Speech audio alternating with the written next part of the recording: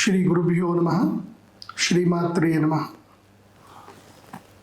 ఆదిత్యాయ చ సోమాయ మంగళాయ బుధాయ చ గురుశుక్రశనిభ్యశ్చ రాహవే కేతవే నమ. సర్వస్వరూపే సర్వేషే సర్వశక్తి సమన్వితే భయేభ్యస్త్రాహినో దేవి దుర్గే దేవి నమోస్తుతే.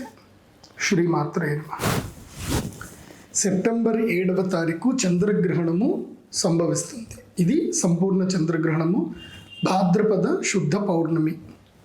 అయితే ఈ గ్రహణానికి ఎవరెవరు రావాలనుకుంటున్నారో, ఈ గ్రహణ సమయంలో ఎవరెవరు పూజ చేయించుకోవాలనుకుంటున్నారో వాళ్ళ కోసమని చెప్పి ఈ వీడియో.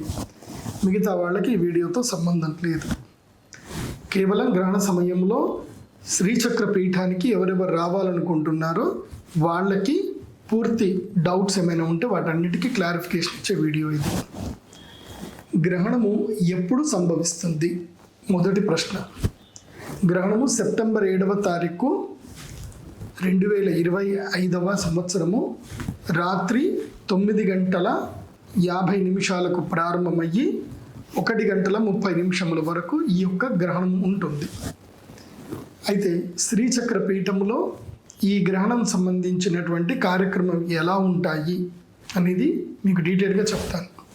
దానికి ముందు ఎవరైతే గనక ఈ గ్రహణానికి సంబంధించిన పూజ చేసుకోవాలనుకుంటున్నారో ఆ రాశులు చెప్తాను. ఎవరెవరు ఈ గ్రహణ సమయంలో పూజ చేయించుకోవాలి, ఎవరెవరికి అరిష్టం ఈ గ్రహణ సమయంలో అంటే 4 రాశులకి అరిష్టం. వాళ్ళు తప్పకుండా వచ్చి పూజ చేసుకోవాలి.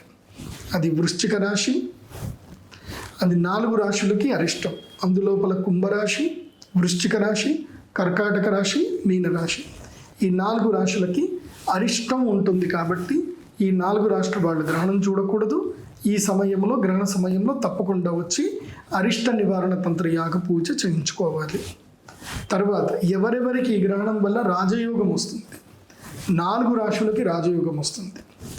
ధనస్సు రాశి, కన్యా రాశి, మేషరాశి, వృషభ రాశి, ఈ 4 రాశులకి రాజయోగం ఉండే అవకాశం ఉంటుంది. కాబట్టి వీరు కూడా గ్రహణ సమయంలో వచ్చి పూజ చేయించుకుంటే వీళ్ళకి రాజయోగ సిద్ధి కలిగే అవకాశం ఉంటుంది. అందులోనూ ప్రధానంగా మేషరాశికి ఏలినాటి శని ఉంది కాబట్టి వాళ్ళు తప్పకుండా వచ్చి పూజ చేయించుకుంటే వాళ్ళకి ఏలినాటి శని ఇబ్బందులు తగ్గేటువంటి అవకాశాలు ఎక్కువగా ఉంటాయి. ఇక మిగతా రాశులైనటువంటి మకర రాశి, అదేవిధంగా తులారాశి, మిథున రాశి, తర్వాత సింహరాశి, ఈ 4 రాష్ట్ర వాళ్ళు కూడా ఈ గ్రహణ సమయంలో పూజ చేయించుకోవచ్చు, లేకపోతే చేయించుకోవాల్సిన అవసరం లేదు. వాళ్ళ ఇష్టం. ఎందుకోసం అంటే ఇది నార్మల్ కాబట్టి వీళ్ళకి మ్యాండేటరీ అయితే కాదు. అయితే గ్రహణ సమయం పర్వకాలం కాబట్టి ఈ సమయంలో గ్రహణ పూజ చేయించుకుంటే అందరికీ మంచిదే. అయితే రాజయోగం ఉన్న వాళ్ళు చేయించుకుంటే రాజయోగం వస్తుంది. ఎవరికైతే బాగాలేదో వాళ్ళు పూజ చేయించుకుంటే వాళ్ళకి ఎలాంటి అరిష్టాలు రావు. ఇక మిగతా రాశులు కూడా పూజ చేయించుకుంటే గ్రహణం పర్వకాలం కాబట్టి పుణ్యఫలం అయితే తప్పకుండా వచ్చేటువంటి అవకాశం ఉంటుంది. ఇక ఈ గ్రహణము పూజా వివరాలు ఎలా ఉంటాయి? ఈ గ్రహణానికి మేము 4 ప్యాకేజీలు రెడీ చేయడం జరిగింది. అందులోపల మొట్టమొదటిది 35,000 రూపాయల ప్యాకేజు. ఇది గనక చేసుకుంటే వీళ్ళకి యంత్రము ఇవ్వడం జరుగుతుంది, చంద్రామృత శివలింగం ఇవ్వడం జరుగుతుంది, అదేవిధంగా లాకెట్ కూడా ఇవ్వడం జరుగుతుంది, వీళ్ళకి నిత్య దర్శన యంత్రాలు ఇవ్వడం జరుగుతుంది. అయితే నెక్స్ట్ సెకండ్ కేటగిరీ ఏమిటంటే కనుక డైరెక్ట్గా 18,000 కేటగిరీ పెట్టాం. అంటే చాలా తక్కువ. 18,000 పే చేస్తే కనుక మీరు యాగము చేసుకోవచ్చు. అదేవిధంగా మీకు రాహుకేతుల లాకెట్ ఇస్తారు. తర్వాత చంద్రామృత శివలింగం కూడా మీకు ఇవ్వడం జరుగుతుంది. ఇవి 2 మాత్రమే ప్యాకేజీలు ఎవరైతే డైరెక్ట్గా దేవాలయానికి వచ్చి పూజ చేసుకోవాలనుకుంటున్నారో వాళ్ళకి. ఇక మేము దేవాలయానికి రాలేమండి, మేము చాలా దూరంలో ఉన్నాము, ఈ వర్షాల వల్ల మాకు కొన్ని పనులు ఉన్నాయి కాబట్టి మేము రాలేకపోతున్నాము, కారణం ఏదైనా కావచ్చు. గ్రహణం పూజ సమయానికి మీరు అటెండ్ కాలేకపోతే మీరు మీ యొక్క గోత్రనామాలు తెలియజేయించి కూడా మీరు పూజ చేసుకోవచ్చు. అది ఏమిటంటే కనుక 11,000 రూపాయల ప్యాకేజ్ ఒకటి ఉంటుంది. 11,000 కనుక పే చేస్తే మీకు రాహుకేతు లాకెట్, అదేవిధంగా ఏదైతే కనుక కృష్ణ స్ఫటిక మాల మీకు పంపివ్వడం జరుగుతుంది. దీంట్లో మీకు చంద్రామృత శివలింగం కూడా కావాలి అనుకుంటే మీరు 16,000 లేదా 18,000 పే చేయాలి. పే చేస్తే కనుక మీకు చంద్రామృత శివలింగం కూడా వస్తుంది. నాకు తెలిసి 18,000. చంద్రామృత శివలింగం కావాలి అనుకుంటే 18,000 పే చేయాలి. మీకు చంద్రామృత శివలింగంతో పాటు మీకు గ్రహణ ప్రసాదం ఏదైతుందో అవన్నీ కూడా మీకు రావడం జరుగుతుంది. రాలేనటువంటి వాళ్ళు ఇది కట్ చేసుకొని మళ్ళీ వేసుకో. సో ఎవరైతే రాలేమో అనుకుంటారో వాళ్ళకి కూడా ప్యాకేజీలు ఉంటాయి. వాళ్ళకి 3 ప్యాకేజీలు ఉంటాయి. ఒకటి 18,000 రూపాయల ప్యాకేజ్. ఇది పే చేసి మీ పేరు, మీ గోత్రనామం, ఒక పేరే చెప్పాలి. సహకుటుంబానం అని చెప్పడానికి ఉండదు. మేము ఎట్లాగో చెప్తాము. అయితే కుటుంబ సభ్యులందరి పేర్లు ఉండవు. ఎందుకోసమంటే ఇది గ్రహణ పూజ కాబట్టి ఒక్కళ్ళకే ఉంటుంది. కాబట్టి గోత్రము, పేరు, మీ గోత్రము, మీ పేరు అంతే చెప్పి మీరు మీ నక్షత్రము, మీ యొక్క రాశి అది అక్కడ రాసుకుంటే సరిపోతుంది. లేదా మీ పేరు, గోత్రం అయితే తప్పకుండా నక్షత్రం తెలిస్తే రాయండి. ఆ తర్వాత మీ అభిష్టం ఏముందో అక్కడ రాసుకోండి. మేము గోత్రనామాలు చదివి మీకు ప్రసాదం పంపించడం జరుగుతుంది. 18,000కి ఇచ్చే ప్రసాదం ఏమిటంటే కనుక కృష్ణ స్ఫటికమాల.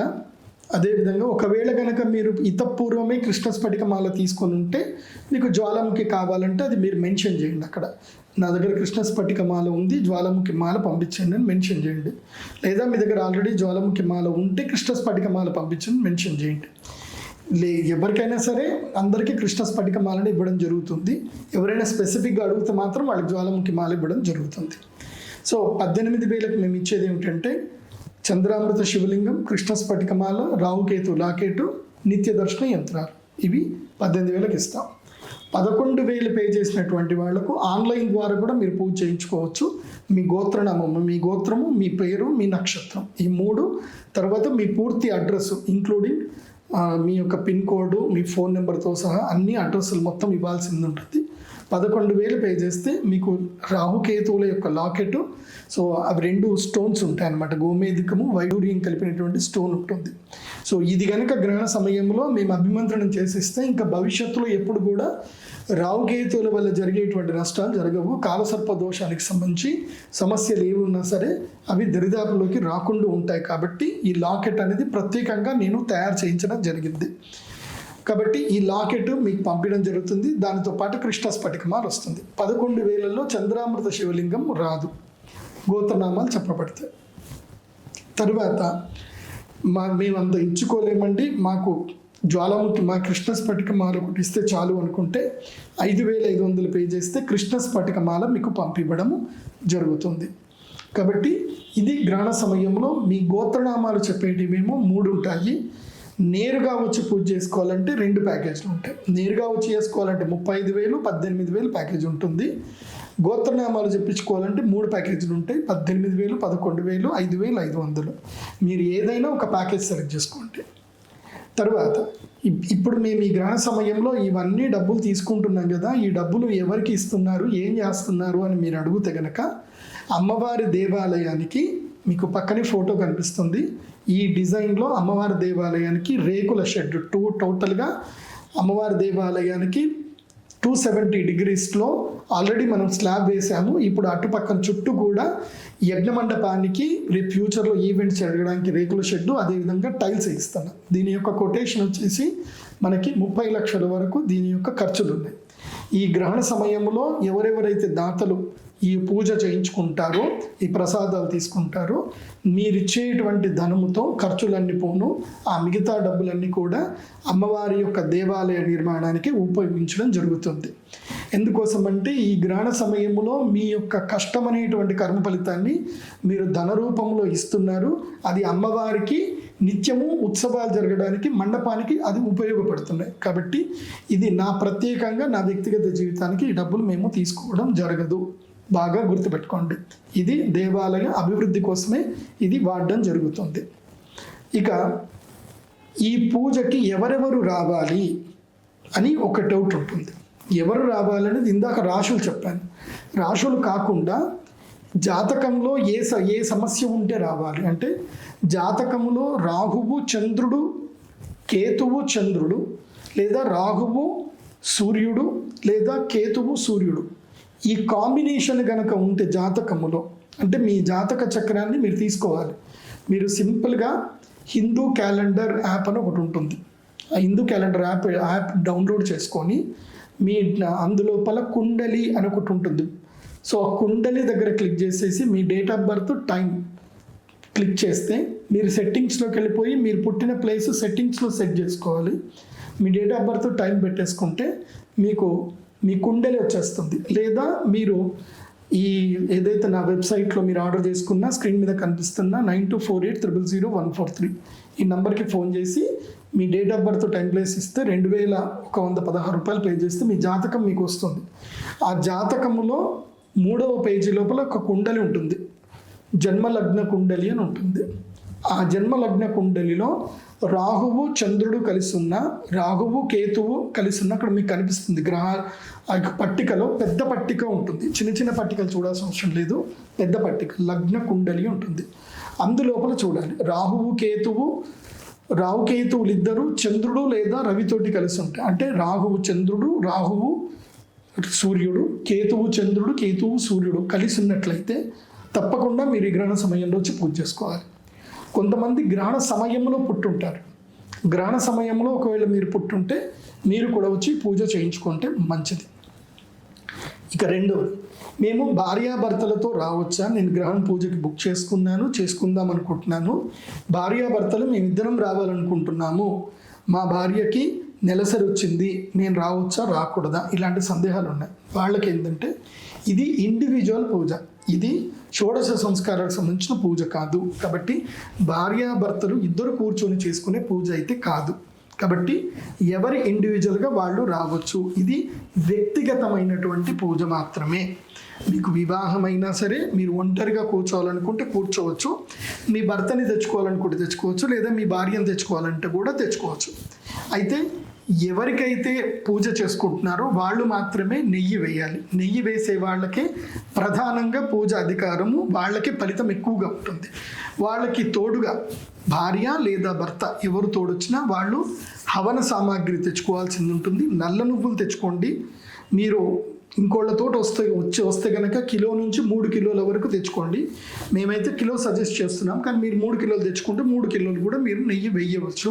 ఇవి 3 కిలోల ఆవు నెయ్యి, అదేవిధంగా 3 కిలోల నల్ల నువ్వులు తెచ్చుకోవాలి. ఒక నల్ల నువ్వులు దొరకని సందర్భంలో తెల్ల నువ్వులు తెచ్చుకున్నా పర్వాలేదు, నువ్వులు తెచ్చుకోవాలి. ఆ నువ్వులే యజ్ఞంలో వేయాల్సింది ఉంటుంది. ఎందుకోసమంటే ఇది గ్రహణ సమయంలో వేరే ఏ ద్రవ్యాలు వేయడానికి ఉండదు. హవన సామాగ్రి లేదా నువ్వులు మాత్రమే వేసేటువంటిది ఉంటుంది. ఇవి తెచ్చుకోవాలి. అదేవిధంగా ఎవరికైనా రుణబాధ, శత్రుబాధ ఎక్కువగా ఉంది, వాళ్ళు తెల్ల ఆవాలు తెచ్చుకోండి. ఒక 1/2 కిలో నుంచి కిలో వరకు మీ యొక్క శక్తి కొలది, మీకు ఎంత డబ్బు ఉంటే ఆ శక్తి కొలది 1/2 కిలో నుంచి కిలో వరకు తెచ్చుకోండి. గ్రహణ సమయంలో తెల్ల ఆవాలు వేయండి అని మేము చెప్పడం జరుగుతుంది. 1/2 కిలో అయితే ఎక్కువగా సరిపోతాయి, ఇంకెక్కువ అవసరం లేదు. 1/2 కిలో తెల్ల ఆవాలు కూడా వేయాల్సి వస్తుంది. అదేవిధంగా వచ్చేవాళ్ళు ఇంకా ఇప్పుడు భార్యాభర్తలు లేదండి మాకు అసలు పెళ్లి కాలేదు అంటే ఒంటరిగా వచ్చి చేసుకోవచ్చు. అది అమ్మాయిలైనా అబ్బాయిలైనా. లేదండి మా పిల్లలు చాలా చిన్నపిల్లలు వాళ్ళకు కూడా చేసుకోవచ్చు అని అంటే 3 సంవత్సరాలు పైబడి ఎవరైతే పిల్లలు ఉన్నారో వాళ్ళకు కూడా అరిష్టం ఉండే అవకాశం ఉంటుంది. కాబట్టి మీ పిల్లల్లో ఎవరైనా ఈ రాశులలో ఉన్నట్లయితే కనుక వాళ్ళ పేరు మీద మీరు వచ్చి తల్లిదండ్రులు చేయొచ్చు. పిల్లలు కూర్చోలేరు కాబట్టి చిన్నపిల్లలు కాబట్టి వాళ్ళ పేరు మీద మీరు కూడా చేయొచ్చు. దాంట్లో ఏ తప్పు ఉండదు. ఇది ఒకటి. ఇంకా మా చుట్టాలు ఉన్నారండి వాళ్ళు రాలేరు, వాళ్ళ తరఫున నేను వచ్చి చేయొచ్చానంటే తప్పకుండా వాళ్ళు దూతగా వీళ్ళు అక్కడ వాళ్ళ నుంచి వరిని తీసుకొని చేయవచ్చు. లేకపోతే మీ గోత్రనామాలు చెప్పినా మేమే పూజ చేయడం జరుగుతుంది. ఇంకా ఏమైనా సందేహాలు ఉంటే మీరు కామెంట్స్లో మీ సందేహాలు పెట్టండి, మీకు సందేహ నివృత్తి చేయడం జరుగుతుంది. తర్వాత గ్రహణంకి వచ్చేటప్పుడు ఏమేమి పూజ సామాగ్రి తెచ్చుకోవాలి ఇది ఒకటి అడుగుతున్నారు. గ్రహణం పూజకు వచ్చే వాళ్ళు ఏం చేయాలంటే మినిమం 1/2 కిలో నుంచి కిలో వరకు పువ్వులు, అవి ఎరుపు రంగు పుష్పాలు అయితే మంచిది. గులాబీ పువ్వులు కానీ చామంతులు కానీ, బంతి పువ్వులు అయితే పనికిరావు. సుగంధం వాసన వచ్చేటువంటి పువ్వులు తెచ్చుకోవాలి. ఇంటి నుంచి మీరు తెచ్చుకోగలిగితే తులసి దళాలు, మందార పుష్పాలు, అదేవిధంగా బిల్వ దళాలు, బిల్వ పత్రములు, ఇవి ఏవైనా సరే మీరు తెచ్చుకోవచ్చు. అది కాకుండా మీ ఇంట్లలో ఎక్కడైనా తులసి చెట్టు ఎండిపోయింది ఉన్నా, మీ ఇంటి దగ్గర ఎక్కడైనా రావి చెట్టు సమిదలు ఎక్కడైనా దొరికినా కానీ ఆ సమిదలు కూడా మీరు తెచ్చుకోవాలనుకుంటే తెచ్చుకుంటే మంచిది. కానీ తప్పకుండా పువ్వులు, పండ్లు, పువ్వులు పళ్ళు తప్పకుండా తెచ్చుకోవాలి. ఒకవేళ కనుక నిజామాబాద్ నుంచి బస్సులో ఎవరైనా రావాలి అనుకుంటే నిజామాబాద్ వరకు బస్సులో రావాలి. నిజామాబాద్ నుంచి నందిపేట అనేటువంటి ఊరికి వెళ్ళేటువంటి బస్సులు ఎక్కి మధ్యలో శ్రీచక్రపీఠం, లలితా త్రిపుర సుందరి దేవస్థానము, గంగరమంద గ్రామం అని చెప్పాలి. రాంపూర్ అని కూడా చెప్పినా అక్కడ ఆపేస్తారు. అక్కడ ఆగి అక్కడ నుంచి లోపలికి రావాల్సి ఉంటుంది. 1 కిలోమీటర్ వరకు నడవవలసి ఉంటుంది.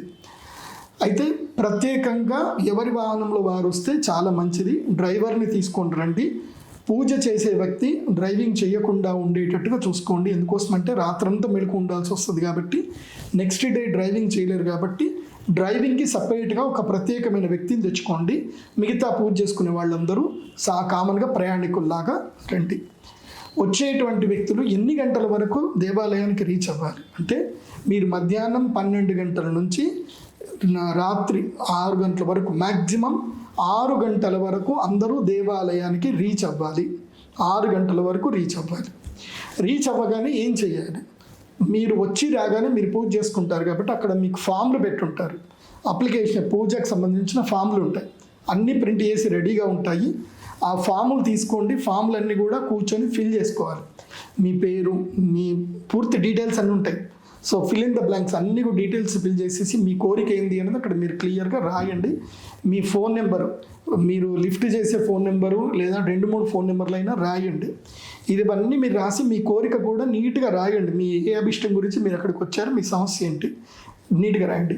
ఒకవేళ మీరు భవిష్యత్తులో నా అపాయింట్మెంట్ ఒకరు కోరుకొని ఉంటే ఆ డీటెయిల్స్ కూడా ఉంటాయి. మీరు అక్కడ రాయాలి, నాకు గురువుగారి అపాయింట్మెంట్ కావాలి, గురువుగారు నేను ప్రత్యేకంగా కలవాలనుకుంటున్నాను, సో నేను కన్సల్టేషన్ ఫీజు పే చేస్తాను, 30,000 అని ఉంటుంది, మీరు కన్సల్టేషన్ ఫీ పే చేయగలిగితే అక్కడ నేను రెడీ, నాకు అపాయింట్మెంట్ కావాలి అని మీరు రాయాలి, మెన్షన్ చేయాలి. సో ఈ ఫామ్ ఒకటి ఫిల్ చేసేసుకొని మీకు అక్కడ టెంపుల్ దగ్గరనే క్యూఆర్ కోడ్ ఉంటుంది. మీకు ఆల్రెడీ ఇక్కడ బ్రౌచర్ ఉంది కాబట్టి మీరు బ్రౌచరు అక్కడ రాగానే అందరూ బ్రౌచర్ డౌన్లోడ్ చేసుకోండి. బ్రౌచర్ డీటెయిల్స్ అయితే అన్నీ ఉంటాయి. బ్రౌచర్ ఈ వీడియో లింక్లోనే ఉంటాయి కాబట్టి బ్రౌచర్ డౌన్లోడ్ చేసుకొని మీరు ఏ ప్యాకేజ్లో వస్తున్నారో మీరు క్యూఆర్ కోడ్ ఉంటుంది, క్యూఆర్ కోడ్కి అక్కడికి వచ్చి పేమెంట్ చేసుకోండి. మ్యాక్సిమం క్యాష్ తెచ్చుకుంటే మంచిది, లేదంటే క్యూఆర్ కోడ్ ద్వారా పేమెంట్ చేసుకొని సిద్ధంగా ఉండండి. మా పిల్లలు అక్కడ మీరు డీటెయిల్స్ అని మీ ఫాము, మీరు క్యూఆర్ కోడ్ పే చేసి తర్వాత మీ యొక్క ట్రాన్సాక్షన్ నంబరు, మీరు ఎన్ని గంటలకు పే చేశారు, ఏ నెంబర్కి ఏ క్యూఆర్ కోడ్కి పే చేశారు అనేది అక్కడ డీటెయిల్స్ రాసేస్తే సరిపోతుంది. అక్కడ మా పిల్లలకి మీరు పే చేసిన చూపించాలి. అక్కడ ఒక రిసిప్ట్ ఇస్తారు, క్యాష్ రిసిప్ట్, అది తీసి మీ దగ్గర పెట్టుకోండి. తర్వాత పూజా సామాగ్రి కూడా వెంటనే తీసుకొని మీ దగ్గర పెట్టుకోండి. పూజా సామాగ్రి ఒక ప్లేటు, అంటే ప్లేటు, తర్వాత ఒక ఇది నెయ్యి వేసుకోవడానికి గిన్నె, అన్నీ మేము ఇక్కడ ఇస్తాము. సో అవన్నీ కూడా తీసుకొని అక్కడ పెట్టుకుంటే మంచిది. 6 గంటల నుంచి 8 గంటల వరకు, మీరు 12 గంటల వరకు ఎప్పుడైనా రండి. వచ్చి రాగానే పేమెంట్ చేసుకోవడమే ఉంటుంది. అన్నీ మీ పూజా సామాగ్రి మీరు తీసుకొని మీరు సిద్ధంగా మీ దగ్గర మీరు పెట్టుకోవాల్సిందే. మ్యాక్సిమం 8 గంటల వరకు రిజిస్ట్రేషన్స్ అన్నీ క్లోజ్ అయిపోతాయి. 8 గంటల వరకు మ్యాక్సిమం 6 గంటల వరకు అందరూ వచ్చేసేయాలి. మరి భోజనం ఎప్పటి లోపల కంప్లీట్ చేయాలంటే మధ్యాహ్నం 1 గంట లోపల భోజనాలన్నీ కూడా కంప్లీట్ చేసేసుకోవాలి. 1 గంట తర్వాత భోజనం చేయడానికి వీలు లేదు. గర్భిణీ స్త్రీలు కానీ ముసలి వాళ్ళు ఎవరైనా ఉంటే పండ్లు తినవచ్చు, కానీ అన్నము ఆహారం తినకూడదు. దేవాలయంలో కూడా మధ్యాహ్నం 1 గంటల వరకే భోజనాలు ఉంటాయి. 1 తర్వాత భోజనాలు నిషిద్ధం. ఇంకా సో 1 గంట లోపలనే ఒక 100 మందికి 200 మందికి సరిపడా వంట అయితే చేసి పెడుతున్నాము. ముందుగా వచ్చిన వాళ్ళు 6వ తారీఖు రాత్రే ముందుగా వస్తే వాళ్ళు అక్కడనే భోజనం చేసుకుంటారు. లేదంటే మీరు ఎక్కడైనా బయటనే భోజనం చేసి రావాలి. 1 అయిపోతే భోజనాలు చేయడానికి పనికిరాదు. ఒకవేళ మీరు దారిలో ఉన్నా సరే 1 గంటల లోపలనే భోజనం కంప్లీట్ చేసుకోవాలి. ఇక పూజ ఎన్ని గంటలకు స్టార్ట్ అవుతుంది అంటే 8 గంటలకి పూజ స్టార్ట్ అవుతుంది. అంటే 6 గంటల నుంచే మీరు గుడి లోపలికి వెళ్ళడము, మీ గోత్రనామాలు చెప్పుకోవడము, సో ఇవన్నీ చేసుకోవడం 6 నుంచి 8, 9 గంటల లోపలనే మొత్తం ఇవన్నీ జరిగిపోవాలి. సో పట్టు స్నానాలు చేసుకోవడం 7 గంటల నుంచి అందరూ పట్టు స్నానాలు చేసుకోవాల్సిందే.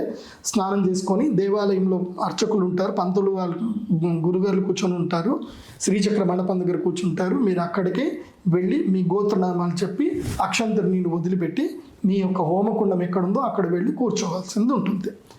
స్థిరంగా కూర్చోవాలి. ఇక 9 గంటలకి పూజా కార్యక్రమం ప్రారంభమవుతుంది. 9 గంటలకి ఉపోద్ఘాతము. గ్రహణం అంటే ఏమిటి, ఈ గ్రహణానికి సంబంధించిన వైశిష్ట్యత ఏంటి, ఎవరెవరు ఎలా భగవద్ ఆరాధన చేసుకోవాలనేది ఉపోద్ఘాతం నేను కొంచెం ప్రవచనం చెప్తాను.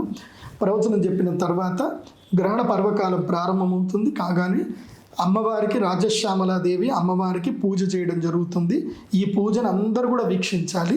అయితే ఇది ఇంకోటి చెప్పడం మర్చిపోయాను, వచ్చేటప్పుడు అందరూ కూడా 108 తమలపాకులు తెచ్చుకోవాలి. కొంచెం పెద్ద పెద్ద లీవ్స్ తమలపాకులు తెచ్చుకుంటే మంచిది. అక్కడ కూడా బుట్ట పెడతారు, ఆ బుట్టలో మీ తమలపాకులు మొత్తం అక్కడనే వేసేయాలి. కాబట్టి ఈ యొక్క తమలపాకులతో అమ్మవారికి తేనెతో అభిషేకం ఉంటుంది. మీరు ఎవరైనా తేనె తీసుకొని రావాలనుకుంటే అమ్మవారి కోసం తేనె తీసుకురావచ్చు.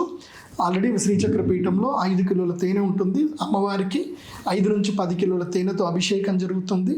అభిషేకం చేసిన తర్వాత ఈ యొక్క ప్రసాదం అక్కడ ఇవ్వడం జరుగుతుంది. ఇది తమలపాకు తేనె ప్రసాదం ఇవ్వడం జరుగుతుంది. ఇక ఎగ్జాక్ట్ గ్రహణం ప్రారంభమవుతుంది అనేటప్పటికీ మీరందరూ కూడా హోమకుండాల దగ్గర కూర్చొని ఉంటారు. హోమకుండాల దగ్గర కూర్చున్నప్పుడు ధ్యాన మంత్రాలు ఉంటాయి. ఇక గ్రహణ సమయంలో హోమం ప్రారంభమవుతుంది. మీకు జపమంత్రం కూడా చెప్పడం జరుగుతుంది.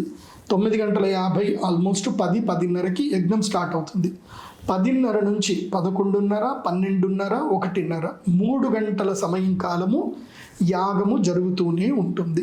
యాగ మంత్రాలు వస్తూనే ఉంటాయి. మధ్యలో కొన్ని మంత్ర విశేషాలు ఉంటాయి, మీతో చెప్పించడం ఉంటుంది. 1 గంటల వరకు యాగం ఉంటుంది.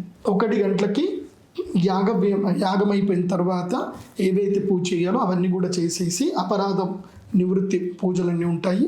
1:30కి పూజ అయిపోతుంది. 1:30కి పూజ అయిపోయిన తర్వాత గ్రహణం అయిపోయింది అని స్పష్టంగా మనకి చంద్రుడు కనిపిస్తాడు. ఒకవేళ మేఘాలు ఉంటే కనిపించవచ్చు, కనిపించకపోవచ్చు. మ్యాక్సిమం 2 గంటల వరకు కార్యక్రమాలు అవుతాయి. 2 తర్వాత అందరూ కూడా బాసర పుణ్యక్షేత్రానికి ప్రయాణం చేయడం జరుగుతుంది. గోదావరి అంటే ఇక్కడ నేను ఇంకొంచెం డౌట్ఫుల్గా ఉన్నాను. ఎందుకోసం అంటే అక్కడ గోదావరి ఉధృతంగా వెళుతుంది అని గనక ఒకవేళ కనుక అలో చెయ్యకపోతే గనక స్నానాలు దేవాలయం దగ్గరనే స్నానాలు ఉంటాయి. ఒకవేళ అధికారులు గనక గోదావరి నదికి అలో చేస్తే గనక అప్పుడు గోదావరికి ఉంటుంది. గోదావరి నది గనక అలో చేయలేదనంటే మాత్రం అందరూ అక్కడనే విడుపు స్నానాలు చేసుకోవాలి. రుద్రశూల స్పర్శ ఉంటుంది. అందరూ అక్కడనే దేవాలయం దగ్గరనే విడుపు స్నానాలు చేసుకోవాల్సింది ఉంటుంది.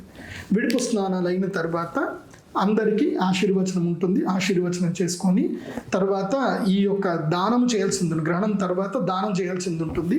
అక్కడ మీకు నాగుబాము అదేవిధంగా ఒక కాయిన్ కూడా మీకు ఇవ్వడం జరుగుతుంది. మీకు మీ యజ్ఞ మండపం దగ్గరికి మా పిల్లలు తెచ్చిస్తారు, మీ దగ్గర పెట్టుకోవాలి. మీరు గ్రహణం అయిపోయిన తర్వాత ఆవు నెయ్యితోటి అవి దానము శ్రీచక్రం ముందు అవి దానం చేయవలసింది ఉంటుంది. అది కూడా మీకు చెప్పడం జరుగుతుంది. ఇది అంతా అయిన తర్వాత స్నానం అయిపోయిన తర్వాత ఆశీర్వచనం తీసుకొని మళ్ళీ అమ్మవారికి దండం పెట్టుకొని మీ యొక్క ఇంటికి మీరు తిరిగి ప్రయాణం బయలుదేరవలసి ఉంటుంది. ఇది అందరు కూడా చూసుకోండి. అయితే నాతోటి మాట్లాడాలి అని అనుకునేటువంటి వాళ్ళకి మాత్రం గ్రహణ సమయంలో నేను అలసిపోయి ఉంటాను కాబట్టి సాధ్యమైనంత వరకు ప్రయత్నం చేస్తాను, మాట్లాడే ప్రయత్నం చేస్తాను. కాకపోతే ఎవరైతే ఫస్ట్ కమ్ ఫస్ట్ సర్వ్ అనే సిస్టంలో మాత్రం అందరికీ నంబర్లు ఇస్తాము. ఆ నంబర్ వైజ్గా పిలుస్తారు. ఆ ప్రకారం మీరు వచ్చి నాతోటి మాట్లాడవచ్చు. కాకపోతే హడావిడి చేసుకునేటువంటి వాళ్ళు మాత్రం నన్ను హడావిడి పెట్టకూడదు. ఎందుకోసమంటే నేను కూడా మీతో పాటు ముందు రోజు నుంచి మెళుకునే ఉంటాను. నాకు కూడా గ్రహణం అయిపోయిన తర్వాత నిద్ర వస్తుంది. నేను పడుకొని లేచిన తర్వాత అంటే 8వ తారీఖు మధ్యాహ్నము 11 గంటల తర్వాత ఉదయం 11 గంటల తర్వాతనే అందరితోటి మాట్లాడడం ఉంటుంది. 11 గంటల వరకు నేను ఎవరితోటి మాట్లాడడం ఉండదు. మాట్లాడాలి అని అనుకుంటే మాత్రం 11 మీరు 8వ తారీఖు కూడా అక్కడే ఉండేటట్టుగా ప్లాన్ చేసుకుంటే నాతో మాట్లాడచ్చు. లేకపోతే నేనే ఎట్లాగో ఎవరెవరు వస్తారో వాళ్ళందరి అప్లికేషన్ ఫామ్స్ ఉంటాయి కాబట్టి మీకు రిటర్న్ కాల్ చేసి నేనే మాట్లాడడం జరుగుతుంది. కాబట్టి ఏమీ కంగారు పడద్దు, అందరితోటి నేను మాట్లాడతాను. ఇది గ్రహణానికి సంబంధించిన విశ్లేషణ. మీకు ఇంకా ఏమైనా సందేహాలు ఉంటే కనుక మీరు నాకు దీంట్లో కామెంట్ పెట్టవచ్చు, లేదంటే వాట్సాప్ ద్వారా మీరు డౌట్లు ఏమైనా అడగవచ్చు. వాటికి దాని సందేహ నివృత్తి అయితే ఉంటుంది. దాదాపుగా అన్ని ప్రశ్నలకు సమాధానం చెప్పాము.